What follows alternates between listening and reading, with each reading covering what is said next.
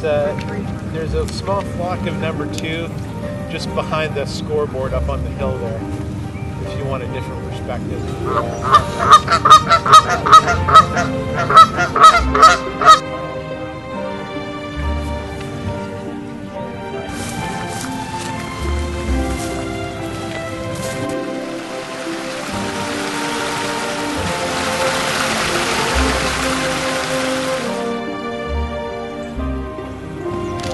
Alright, the ones with the pale bellies and a little bit of black on the wing and a little white stripe on the wing, those are going to be American goldfish.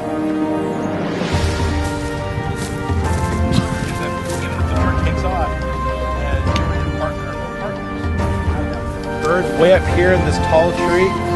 These aren't going to be on the quiz, but I want to point them out to you. Take a look at them in your binoculars.